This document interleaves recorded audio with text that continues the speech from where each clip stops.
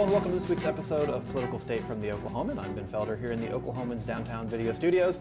Joining me this week, the regular Political State crew, Dale Denwalt, Justin Wingerter. In this episode, we're going to discuss the re-election bid for Congressman Mark Wayne Mullen, who in seeking re-election is actually breaking a promise he made to voters that he would not go past 3 terms. We're going to talk about whether or not that actually matters to voters in this East Oklahoma district. But first, let's talk about the race for Oklahoma governor, starting with the Republican nominee Kevin Stitt, who this week earned an endorsement from his runoff rival, the former Oklahoma City Mayor Mick Cornett. And guys, the endorsement from Cornett, not too surprising and maybe not that big of a deal, except that it came 6 weeks after the runoff election. Why the delay from Cornett? Listen, if I was Mick Cornett, I would probably ask Kevin Stitt a number of things before I were to give the endorsement. He may have asked Kevin Stitt about where he stood on various issues. He may have earned a promise from Kevin Stitt to support or not support a particular thing. An endorsement is pretty powerful to Republicans who supported you in the primary. Mick Cornett's supporters, some of them at least, may have been looking to whether he would ever endorse Kevin Stitt. And you know, if I were in Cornett's camp, I would say, you know, try to get him to a certain place on an issue, or to make some kind of promise before you offer that kind of political power. Yeah, and you know, Cornett, you know, he ran pretty right of center in the Republican primary and the runoff, but you know, the back of his political baseball card says that he's a moderate. Mm-hmm. And so you have to imagine that there are some Cornett supporters who may be, you know, toying with the idea of supporting Edmondson. And so maybe this is key in that regard. But how much of this do you feel like is just, you know, Cornett, you know, ringing on for maybe one more news cycle or having a little bit more power in this? Because sometimes you do see candidates who are quick to endorse when they concede. We didn't hear Cornett mention Stitt by name in his concession speech back in August. Mm-hmm. I expected Cornett to ultimately endorse Kevin Stitt. Otherwise, it would just completely dog both of them throughout the campaign. Someone would always probably bring this up. If it weren't voters, it would be reporters. And by getting this out of the way, you can really leave the primary in the past and focus on the general election.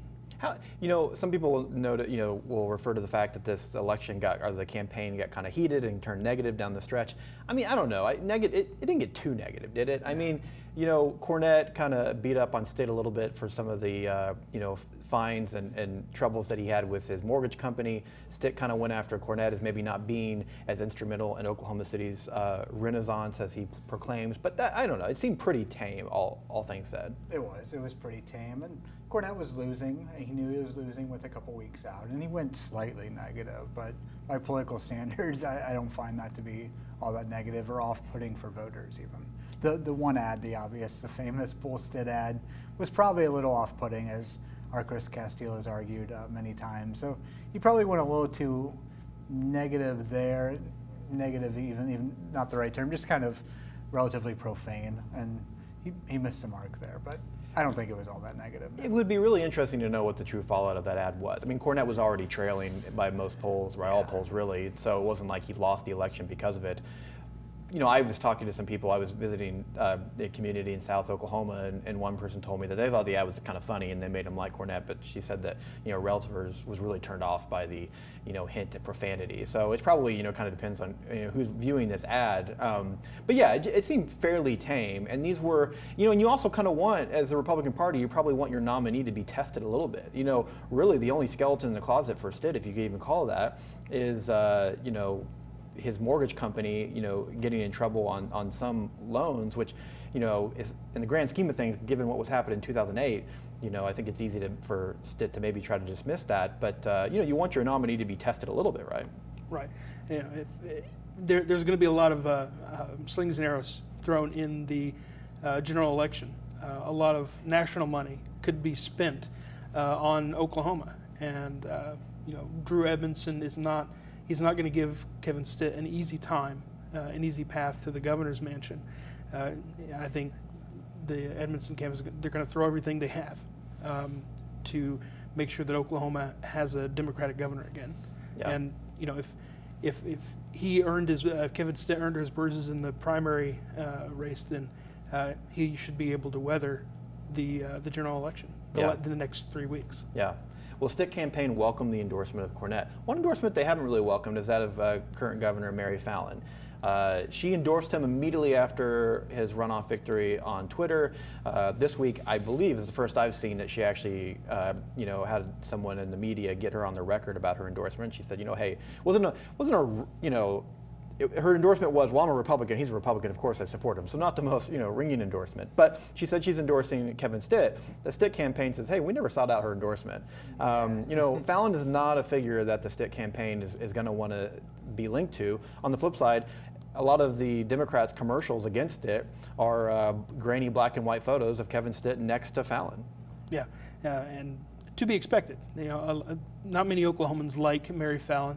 Or what she has done for the state of Oklahoma.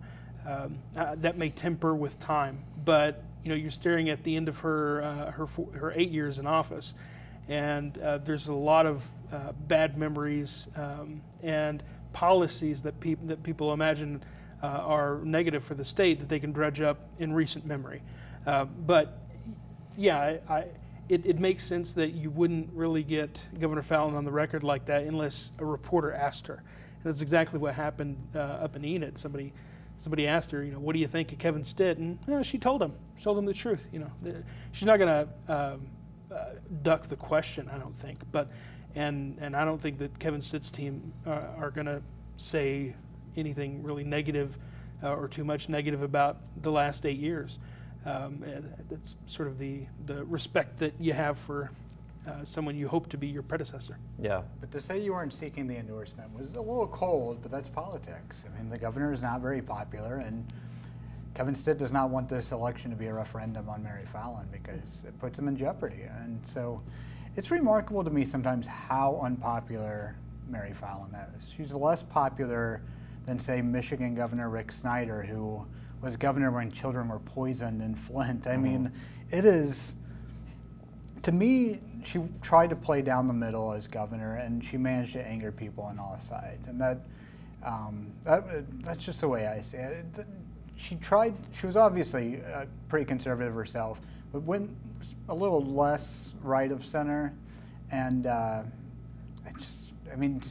she wasn't conservative enough for conservatives, and she wasn't moderate enough for Democrats. And for educators, she was, conservatives didn't like that she raised taxes for education, but obviously educators didn't feel like she was on their side either during the walkout, and she had a couple offhand remarks that gave them that impression, and rightfully so, I think. So I think she just sort of, some people can play it down the middle and everyone loves them and they're very popular. Some people try to play it down the middle and they miss the mark, and when you do, you have people on all sides who dislike you. And it's remarkable to me sometimes, though, that you have someone with a disapproval rating that high, an approval rating that low, as the governor does, without any major scandals.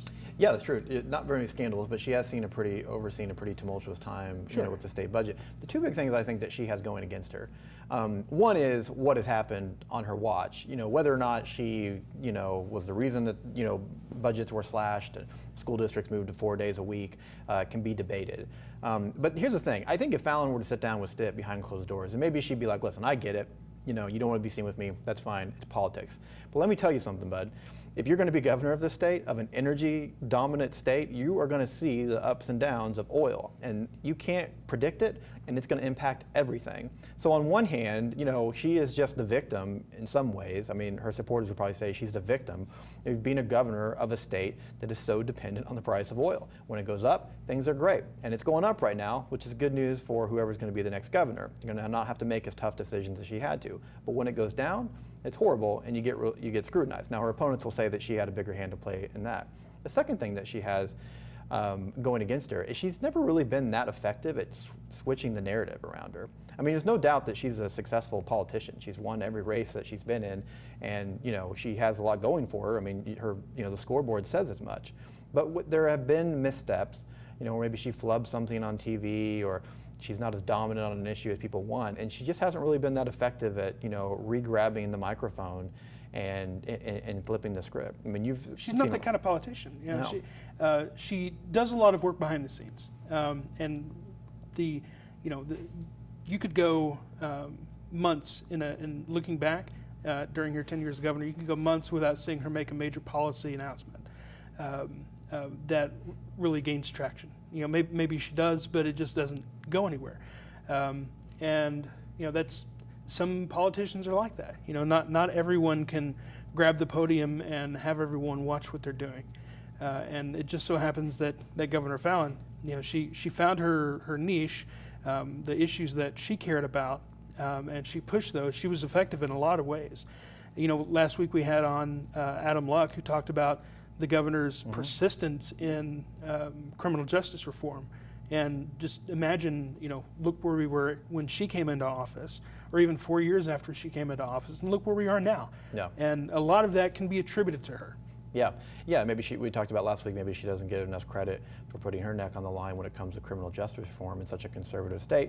You know, she also was governor when we saw the largest tax increase in history, which Democrats were clamoring for. And you know, her opponents will say, "Well, she wasn't that instrumental for it," but she signed it. She was governor. Yeah. She gets credit for it. And as you said, Justin, not conservative enough for the most conservatives in the state, because she gets attacked for signing that tax increase as well. Yeah. So talking about, sticking with the theme of endorsements, let's talk about the Democrat Drew Edmondson. I'm curious, we were talking about this out in the newsroom earlier today.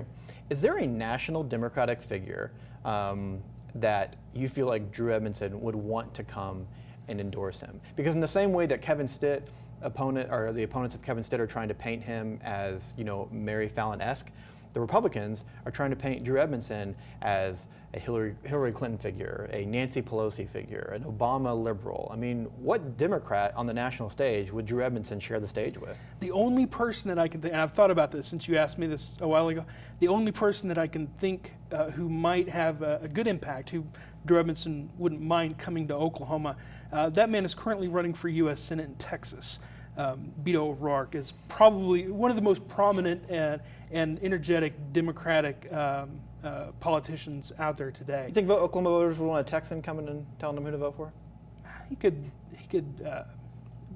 you know, bend the knee for a day. Yeah, that's a good answer. I like that one. I hadn't thought about that. Yeah, but realistically, I don't think that there's anyone on the national stage, anyone from another state, who could come to Oklahoma and make a big impact that could be beneficial for Drew Edmondson down the line. The roster of prominent Democrats who hold that kind of sway, especially here in a conservative state like Oklahoma, is not a long list. And you know, you may find some luck with maybe some conservative senators, because there are some out there, or governors of other conservative states, but there's really no star power with those people. Yeah. For Democrats in Oklahoma, if you're running for statewide office, this is not a state where it's really a turnout game. I mean, it's not about just getting a bunch of Democrats to turn out and you win the election. You're going to need some independents. You're probably going to need some Republicans to go your way. And Edmondson is, you know, probably thinking, you know, I probably have some Republicans that are on the fence. They're saying, you know what, I'm not happy with how things have gone. You know, I'm not a flag-waving Republican, but I am a registered Republican, but maybe I'm willing to give someone like Drew Edmondson a chance. And you're right, linking him to some of those national Democratic figures, you know, may spook some of those voters, which is probably why the national Republicans who are spending money in this race are trying to connect him with the likes of Pelosi and Clinton. Which is kind of absurd in a way, because there's not much about their policies and positions that are similar. President Obama is more popular now than when he left office, and he will probably gain some popularity. It's still probably too young or too early for Obama to come out to Oklahoma and be helpful to a Democrat. And if you go back before that, I'm just thinking of Democratic presidents. I mean, the Clintons, Bill Clinton obviously would be linked to his wife, who's still unpopular, and the Clintons generally not very popular. Maybe Jimmy Carter. Like, I don't know if you'd have to go that far back. Yeah. And Carter is not on the campaign trail as far as I know, but that would be my only guess. Or you go someone like what Dale mentioned, and you go with like a young, or even just a liberal, populist sort of person who's going to get people riled up and maybe improve turnout. But you may lose some people there too. So it's one of the two strategies, I guess, you could go with, but not a lot are coming to mind. I have not given this thought like you two have before we came in. And you don't have to necessarily go for a politician. You could go for someone who is prominent in the public eye, you know, a cultural pop star, so to speak, who seemingly has conservative credentials with their background or maybe their job or something, and that someone may be surprised. Yeah, Taylor Swift, bring her down. Yeah, have a concert. People may be surprised that they would support a Democrat, or may at least get some people talking about it. There'll be some OU quarterback out there that they sure. can bring in. You asked about Massachusetts Senator Elizabeth Warren, who's seems to be running for president. She made a swing through Oklahoma a few weeks ago, and you asked me if she mentioned Edmondson by name, and I could be wrong. But thinking back on it, I don't believe that she did. And so she wasn't here to stump for candidates particularly. I mean, she was talking up the teachers that were running for office and trying to encourage Democrats to get out to vote. But even she, I don't believe, mentioned Edmondson by name. And if she did, she didn't spend much time talking about him. I also wonder if there's an Oklahoma Democratic figure that would really be instrumental, and I don't think that there is. Not that, Edmondson will take the endorsement of any Oklahoma Democrat that wants to give it to him, but we've talked about before how the Democratic Party in Oklahoma has become much more liberal and progressive than in years past. It's interesting that you have their nominee for governor, a somewhat pretty moderate Democrat, which, hey, that makes sense because the strategy to win a statewide race is going to have a moderate Democrat. But Edmondson is not necessarily cut from the same mold as the core of the Democratic Party, at least in the House and the Senate, right? That's right. I think, although you mentioned that, and Scott Inman may be one of his best hopes to go out and stump for him, if Scott Inman wants to do that again. Inman was in the race, unexpectedly and surprisingly somewhat withdrew himself from the race and said that he was going to kind of step away from being in the legislature for a minute. But it seems like Inman's trying to get back into the public eye. He reactivated his Twitter account. He's talking to folks. So he may be a viable option to help Drew Edmondson get his message out. I think if you kind of look back at who in the Democratic Party right now has the kind of ability to talk to people and to convince them to do certain things like go out and vote for your candidate, Scott Inman may be your guy. Yeah, I think you would welcome his work on the campaign trail. Well, it's going to be interesting to see. We've got a few weeks left before that November. Well, actually, we got more than that. Before that November 6th election. And right now the polls show that it's close. It's not a squeaker by any means. Stitt is in the lead, but most polls show anywhere to a 3-point to 6-point lead for Stitt.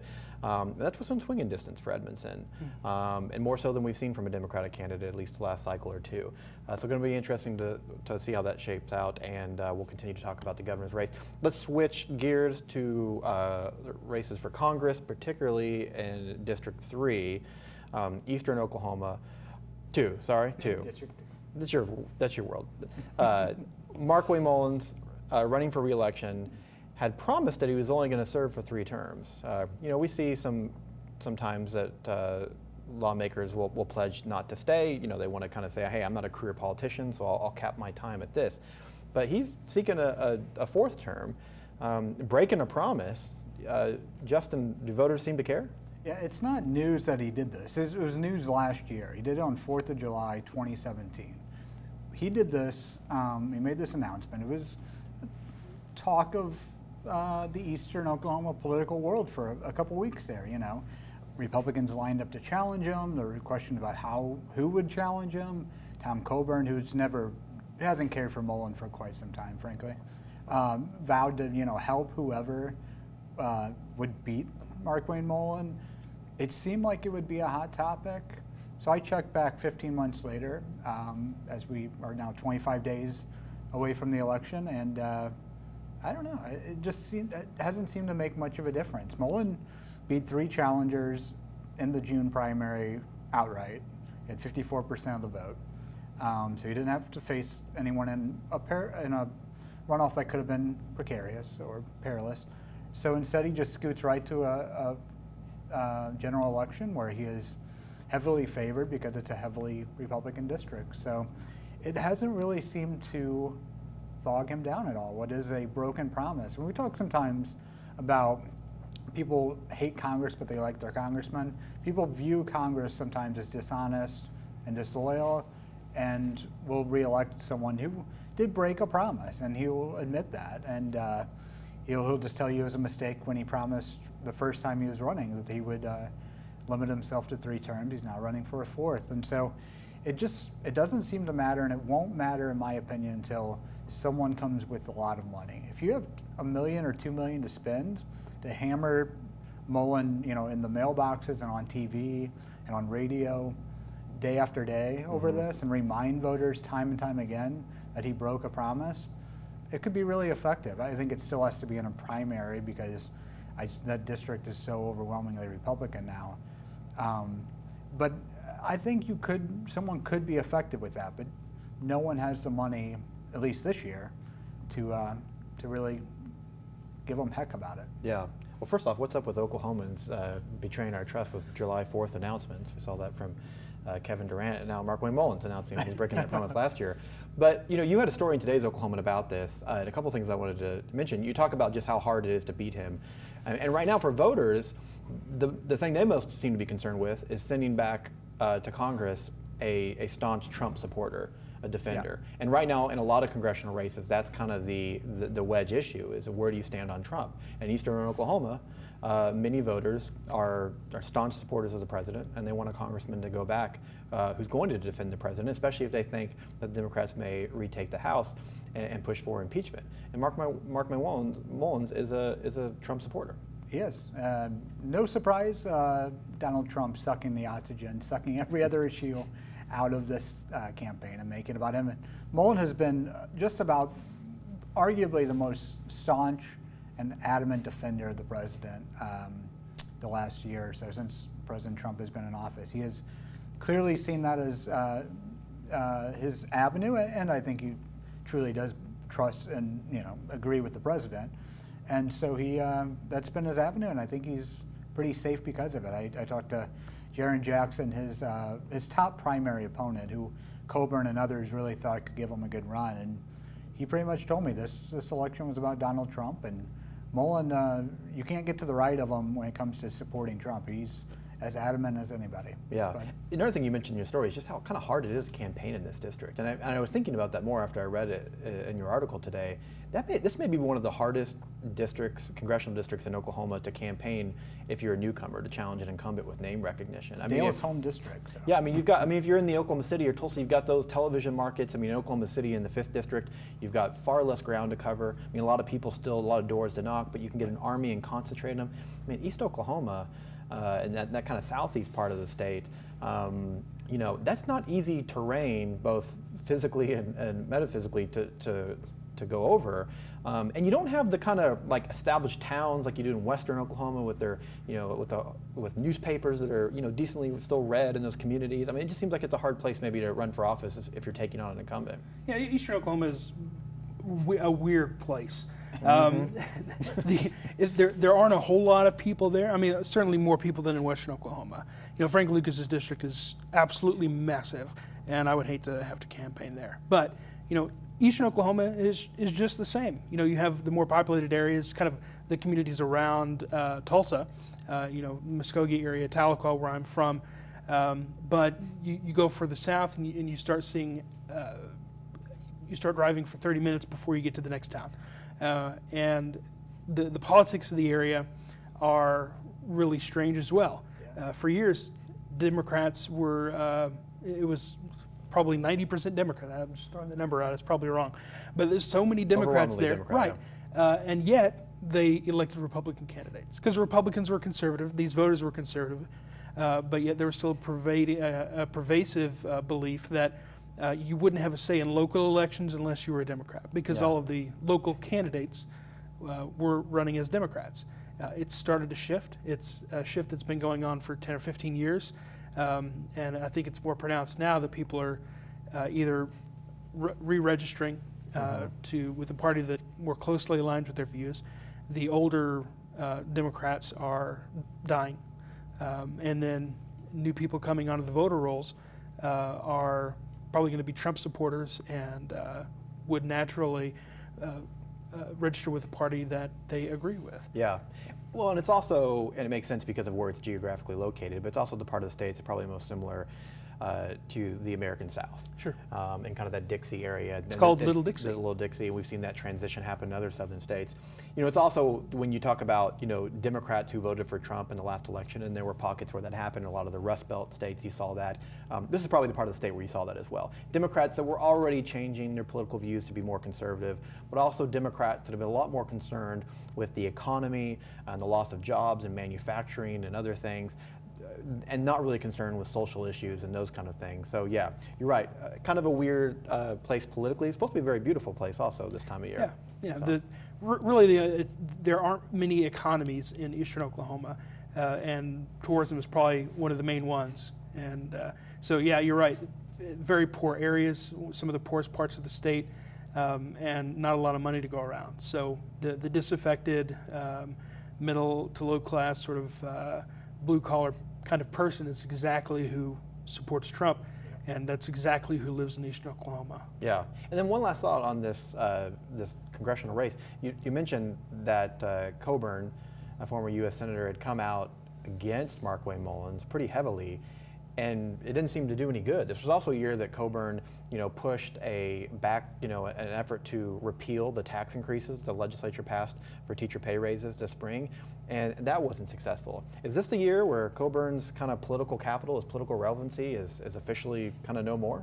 I could take that farther. He endorsed Roy Moore in Alabama. He has made some other endorsements I think quite pan out. He is hoping to stay in the political arena. He is in many ways staying in the political arena, but when you've been out of office for a while, that can start to wane. If you get a few endorsements wrong, or people feel like you're not going to be on the winning side much.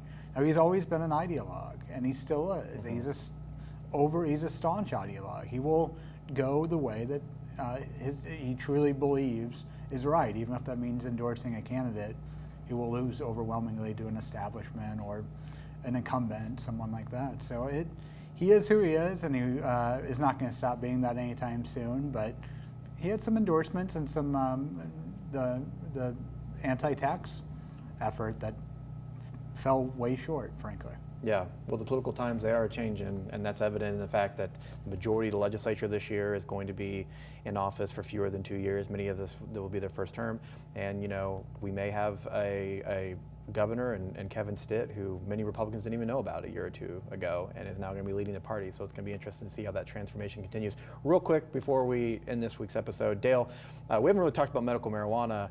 Lately, things seem like they're going along smoothly for the most part, but lawmakers continue to meet this bipartisan work session. They met again this week. Anything new on that front? Right, so they essentially ended the bulk of their work this last week. They're still going to keep meeting and keep the committee, the working group, open. But what happened this last week is they heard the final piece that they were wanting to learn, which is banking regulations, and they didn't really good news. Banks are still unsure what to do. The associations are telling the banks, don't get into this business because it's still illegal on a federal level, and banks have to insure their money and use the Federal Reserve to move money around. And when you get tied into that system, you have to start filing reports on suspicious activity, and it can look bad, especially to prosecutors, if drug money essentially is being funneled through your bank.